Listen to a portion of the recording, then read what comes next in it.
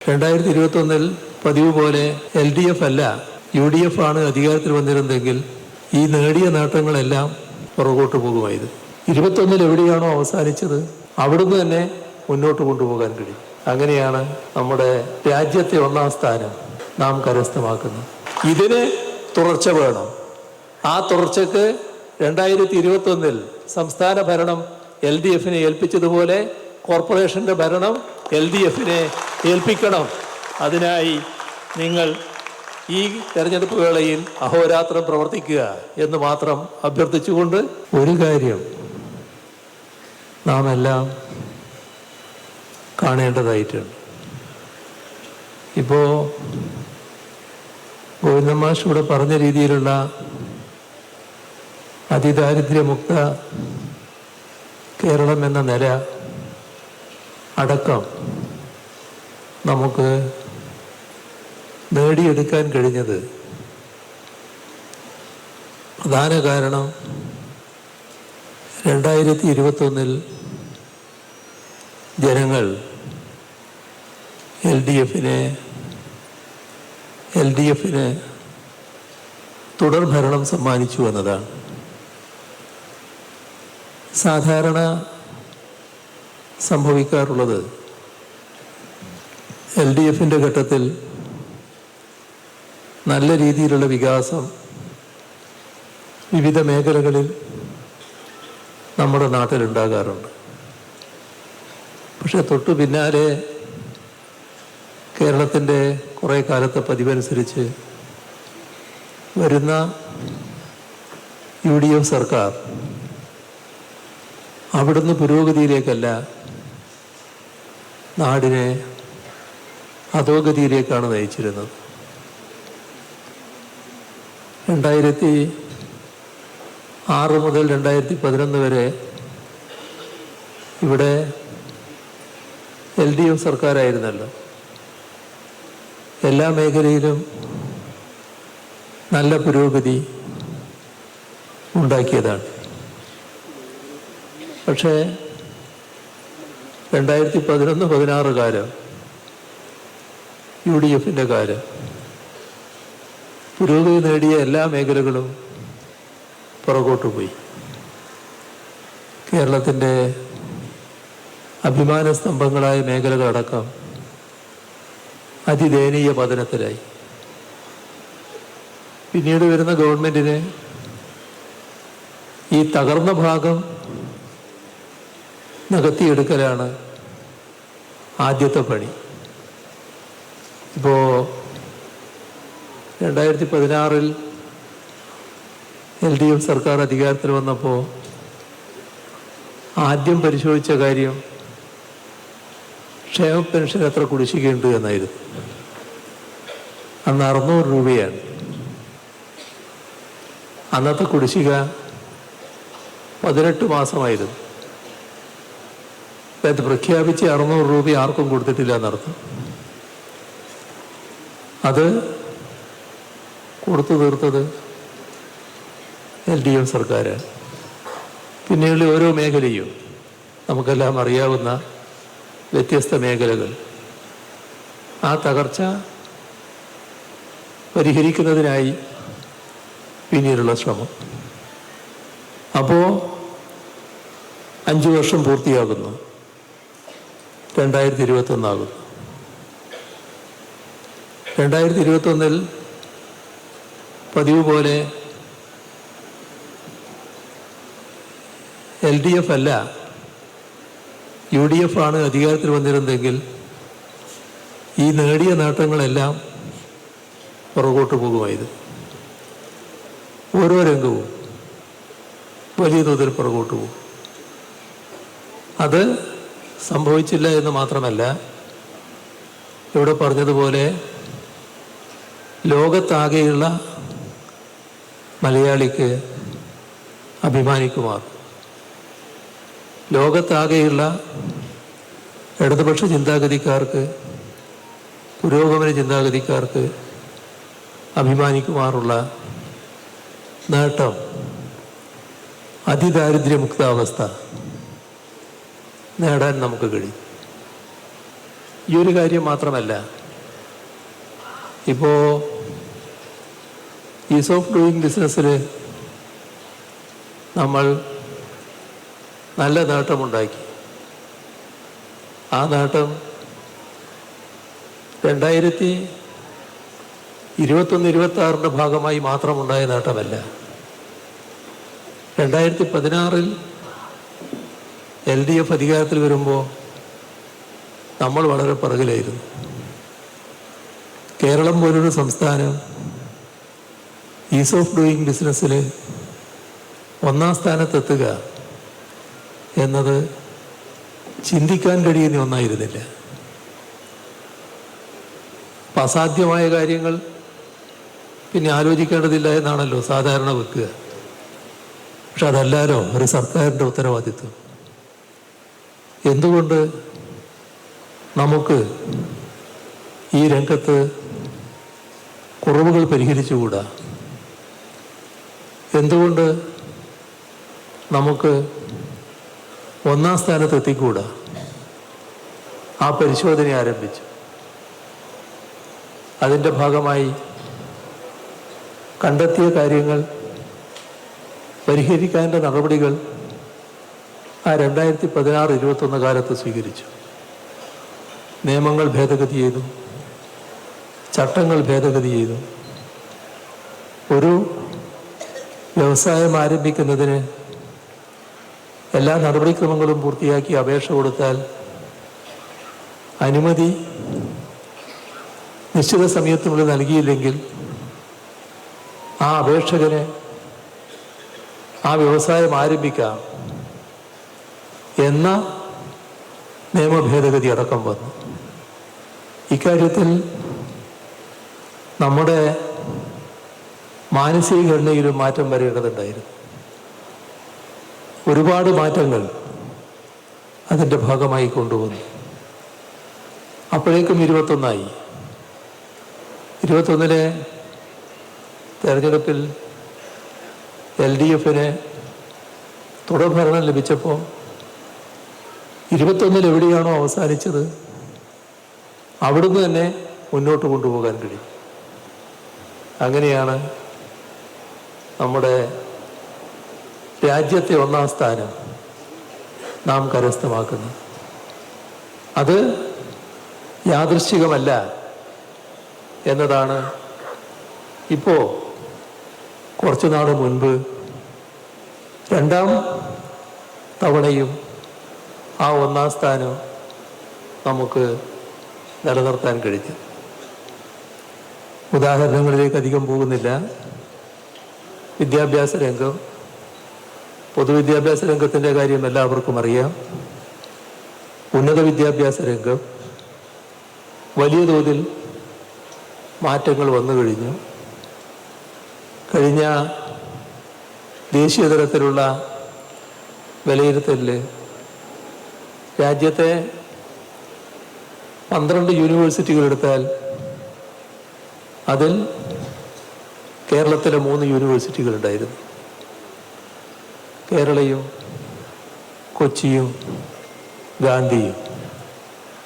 50 യൂണിവേഴ്സിറ്റികൾ എടുത്താൽ 43-ാം സ്ഥാനത്തുള്ള കാലിക്കറ്റ് കൂടി ഉണ്ടായിരുന്നു. 100-ൽ 16 കോളേജുകൾ ദേശീയ തലത്തിൽ കേരളത്തിലുണ്ടായിരുന്നു. വലിയ മാറ്റം ഉന്നത വിദ്യാഭ്യാസ രംഗം കേരളത്തിൽ ഉന്നതമായ രീതിയിൽ എത്തിക്കുന്നതിനുള്ള ഇടപെടലുകളാണ് നടന്നത്. ഇതെല്ലാം ഈ ഭരണ തുടർച്ചയുടെ ഭാഗമാണ്. ആരോഗ്യരംഗം നമുക്കറിയാം. ഇപ്പോൾ വന്നിട്ടുള്ള കണക്കനുസരിച്ച് നാം ലോകരംഗത്തുള്ള വൻകിടക്കാരേക്കാളും നേട്ടം കൊയ്തിരിക്കുന്നു. ശിശുമരണ നിരക്ക് നാം 5-ൽ നിൽക്കുന്നു. എല്ലാ സമ്പൽ സമൃദ്ധിയുടെയും നാട് എന്ന് അംഗീകരിക്കപ്പെട്ട അമേരിക്ക 5.6 നിൽക്കുന്നു. അപ്പോൾ അമേരിക്കയെക്കാളും ശിശുമരണ നിരക്ക് കുറഞ്ഞ പ്രദേശമായി കേരളത്തിന് ഉയരാൻ കഴിഞ്ഞിരിക്കുന്നു. എന്തുകൊണ്ടാണിത്? 2021 തുടർ ഭരണം ലഭിച്ചപ്പോൾ ആർദ്രം മിഷൻ്റെ ഭാഗമായി നടപ്പാക്കിയ കാര്യങ്ങൾ നല്ല രീതിയിൽ തുടരാൻ കഴിഞ്ഞു. ഇതാണ് നമ്മുടെ അനുഭവം. ഇടതുപക്ഷ ജനാധിപത്യ മുന്നണി നല്ല രീതിയിലാണ് കാര്യങ്ങൾ പൊതുവെ നിർവഹിച്ചിട്ടുള്ളത് എന്നത് പൊതുവിൽ ജനങ്ങൾ വിലയിരുത്തുന്ന കാര്യമാണ്. നമ്മുടെ സംസ്ഥാനത്തിൻ്റെ കാര്യങ്ങൾ ഈ തരത്തിലാണെങ്കിലും തദ്ദേശഭരണ സ്ഥാപനങ്ങളുടെ അവസ്ഥ എന്താ? ഇപ്പോൾ തദ്ദേശഭരണ സ്ഥാപനങ്ങളിൽ നമ്മളിപ്പോൾ നിൽക്കുന്നത് തിരുവനന്തപുരത്താണ്. തിരുവനന്തപുരത്തെ വികസന പദ്ധതികളിൽ വലിയ തോതിലുള്ള മാറ്റങ്ങൾ വന്നു എന്ന് കാണാൻ നമുക്ക് കഴിയും. കേരളത്തിന് അഭിമാനിക്കാവുന്ന പദ്ധതിയാണ് വിഴിഞ്ഞം പദ്ധതി. തിരുവനന്തപുരത്താണെങ്കിലും കേരളത്തിലാണെങ്കിലും അത് രാജ്യത്തിൻ്റെ വലിയ പദ്ധതികളിൽ ഒന്നാണ്. ലോകത്തെ വലിയ പോർട്ടുകളിൽ ഒന്നായിട്ടാണ് അത് അംഗീകരിക്കപ്പെടുന്നത്. അതേപോലെ തന്നെ അതിൻ്റെ ഭാഗമായി നാം പണിയാൻ ഉദ്ദേശിക്കുന്ന റിംഗ് റോഡ് അത് വിഭാവനം ചെയ്യുന്ന രീതിയിൽ പൂർത്തിയാകുമ്പോൾ വലിയ മാറ്റം, അത്ഭുതകരമായ മാറ്റം തലസ്ഥാന നഗരിയുടെ വികസനത്തിൽ ഉണ്ടാക്കുമെന്നതാണ് നാം കാണേണ്ടത്. ഇവിടെ ദേശീയപാത വികസനം നടക്കില്ല എന്ന് കണക്കാക്കിയത് നല്ല രീതിയിൽ പൂർത്തിയായിക്കൊണ്ടിരിക്കുന്നത് നമ്മുടെ അനുഭവത്തിലുള്ള കാര്യമാണ്.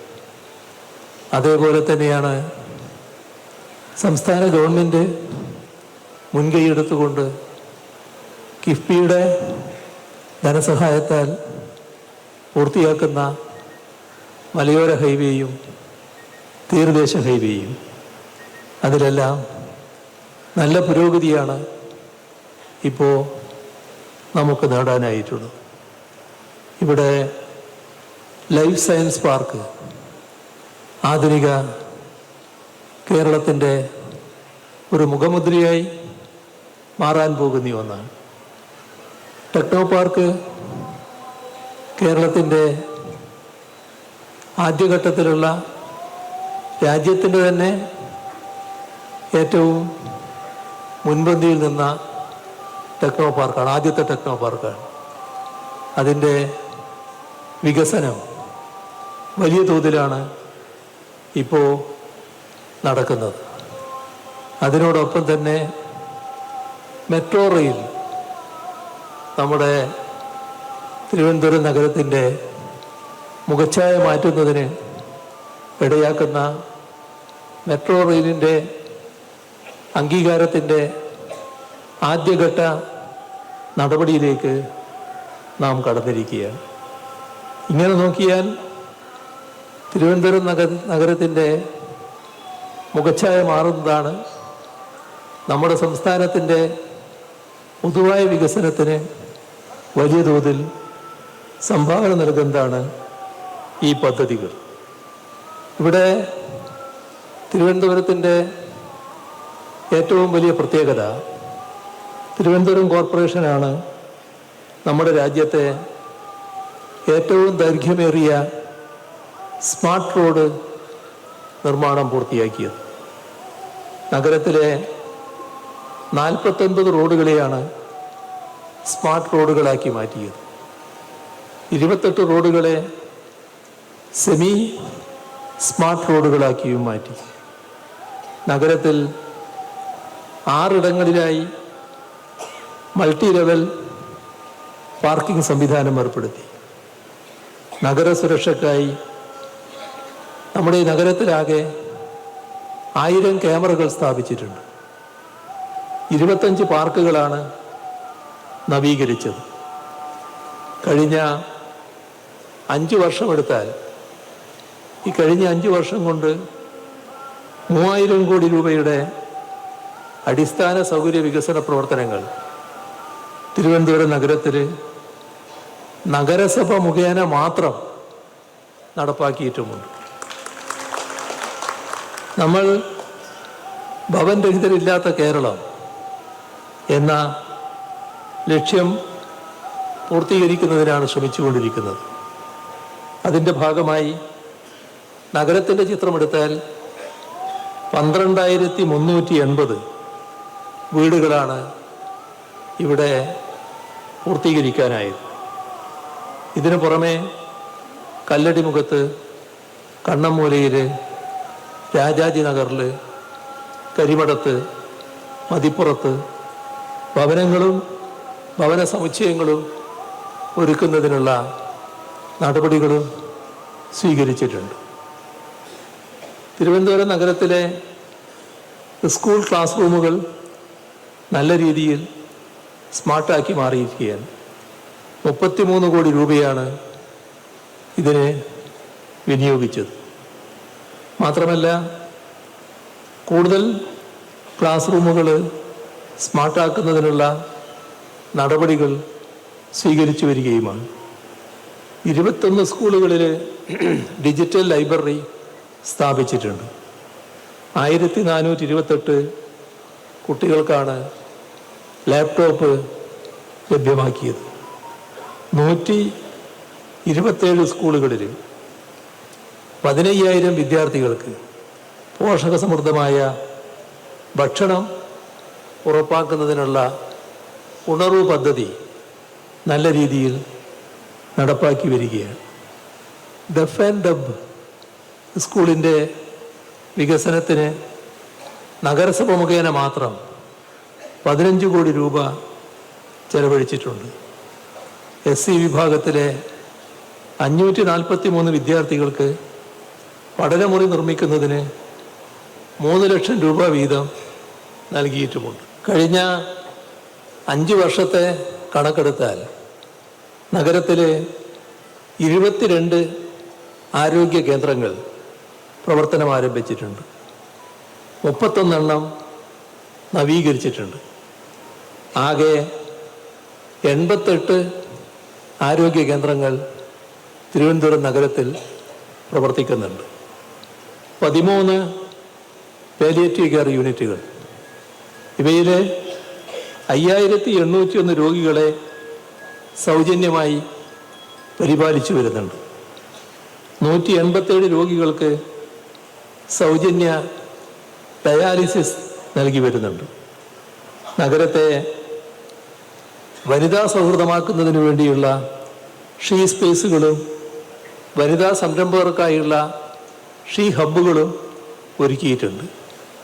ചരിത്രപ്രസിദ്ധമായ പാളയം കണ്ണിമേറ മാർക്കറ്റ് പുതിയ ഷോപ്പിംഗ് കോംപ്ലക്സായി പുനർനിർമ്മിക്കുന്ന നടപടിയും സ്വീകരിച്ചിട്ടുണ്ട്. ആ പ്രദേശത്തിൻ്റെ പൈതൃകം നിലനിർത്തിക്കൊണ്ടാണ് പുനർനിർമ്മാണം സാധ്യമാക്കുന്നത്. അയ്യങ്കാളി തൊഴിലുറപ്പ് പദ്ധതിയുടെ ഭാഗമായി 7 ലക്ഷത്തോളം തൊഴിൽ ദിനങ്ങൾ സൃഷ്ടിച്ചുകൊണ്ട് 17 കോടി രൂപയാണ് വിതരണം ചെയ്തത്. നഗര ഉപജീവന മിഷൻ്റെ ഭാഗമായി 2943 അയൽക്കൂട്ടങ്ങൾ രൂപീകരിച്ചിട്ടുണ്ട്. 3947 അയൽക്കൂട്ടങ്ങൾക്ക് ബാങ്ക് ലിങ്കേജ് വായ്പ നൽകാനായിട്ടുണ്ട്. 15,570 വ്യാപാരികൾക്കാണ് വായ്പാ സഹായം ലഭ്യമാക്കിയത്. 152 സ്ഥലങ്ങൾ തെരുവോര വ്യാപാരത്തിനായി ക്രമപ്പെടുത്തിയിട്ടുണ്ട്. നഗരസഭാ പരിധിയിൽ 581 അതിദരിദ്ര കുടുംബങ്ങളെയായിരുന്നു കണ്ടെത്തിയത്. അതിൽ 339 കുടുംബങ്ങൾക്ക് ഫ്ലാറ്റ് അനുവദിച്ചു. 51 കുടുംബങ്ങൾക്ക് വസ്തുവും വീടും അനുവദിച്ചു. 50 കുടുംബങ്ങൾക്ക് ഭവന പുനരുദ്ധാരണത്തിനുള്ള ധനസഹായം നൽകി. 14 കുടുംബങ്ങളെ കെയർ ഹോമുകളിലേക്ക് മാറ്റിപ്പാർപ്പിച്ചു. മറ്റൊരു പ്രത്യേകത, ഏറ്റവും അധികം സാമൂഹ്യ സുരക്ഷാ പെൻഷൻ ഗുണഭോക്താക്കളുള്ളത് തിരുവനന്തപുരം നഗരസഭാ പരിധിയിലാണ്. 90,521 പേർക്ക് ഇപ്പോൾ 2,000 രൂപ വീതം പെൻഷൻ ലഭ്യമാക്കുന്ന സ്ഥിതിയാണുള്ളത്. മാലിന്യ സംസ്കരണ രംഗത്ത് രാജ്യത്തിന് തന്നെ മാതൃകയാകാൻ തിരുവനന്തപുരം നഗരസഭയ്ക്ക് കഴിഞ്ഞിട്ടുണ്ട്. 1300ഓളം ശുചീകരണ തൊഴിലാളികളും 1200 ഹരിതകർമ്മ സേനാംഗങ്ങളും ഉൾപ്പെടെയുള്ളവരുടെ ആത്മാർത്ഥമായ പ്രവർത്തനം അതിന് പിന്നിൽ ഉണ്ടായിട്ടുണ്ട്. അവരുടെ പ്രവർത്തനത്തിലൂടെ 10 ലക്ഷം കിലോ അജൈവ മാലിന്യവും 3 ലക്ഷം കിലോ ജൈവമാലിന്യവും നമ്മൾ ശാസ്ത്രീയമായി സംസ്കരിച്ചു വരികയാണ്. ശുചീകരണ മേഖലയിലെ മികച്ച പ്രവർത്തനത്തിന് സ്വച്ഛ് സർവേഷൻ്റെ വാട്ടർ പ്ലസ് അംഗീകാരം നേടിയ നഗരമാണ് തിരുവനന്തപുരം. തിരുവനന്തപുരം നഗരത്തെ കാർബൺ രഹിത നഗരമാക്കി മാറ്റാനുള്ള പദ്ധതി നടപ്പാക്കി വരുന്നുണ്ട്. ഇന്ന് രാജ്യത്ത് തന്നെ ഏറ്റവും മികച്ച എയർ ക്വാളിറ്റി ഇൻഡെക്സ് ഉള്ള നഗരങ്ങളിലൊന്നാണ് തിരുവനന്തപുരം. 115 ഇലക്ട്രിക് ബസ്സുകളാണ് നഗരത്തിൽ സർവീസ് നടത്തുന്നത്. 1,10,000 LED ലാമ്പുകൾ, 2000 സോളാർ സ്ട്രീറ്റ് ലൈറ്റുകൾ എല്ലാം ഇവിടെ സ്ഥാപിച്ചിട്ടുണ്ട്. ഇലക്ട്രിക് വാഹന ചാർജിംഗ് സ്റ്റേഷനുകൾ സ്ഥാപിച്ചിട്ടുണ്ട്.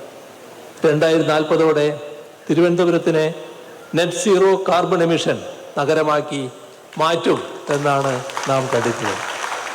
ഇതിന് തുടർച്ച വേണം. ആ തുടർച്ചയ്ക്ക് 2021 സംസ്ഥാന ഭരണം LDFനെ ഏൽപ്പിച്ചതുപോലെ കോർപ്പറേഷൻ്റെ ഭരണം LDFനെ ഏൽപ്പിക്കണം. അതിനായി നിങ്ങൾ ഈ തെരഞ്ഞെടുപ്പ് വേളയിൽ അഹോരാത്രം പ്രവർത്തിക്കുക എന്ന് മാത്രം അഭ്യർത്ഥിച്ചുകൊണ്ട് ഈ കൺവെൻഷൻ്റെ ഔപചാരികമായ ഉദ്ഘാടനം നിർവഹിച്ചതായി അറിയിച്ചുകൊണ്ട് അവസാനിപ്പിക്കുന്നു. നിങ്ങൾക്കെൻ്റെ അഭിവാദ്യങ്ങൾ.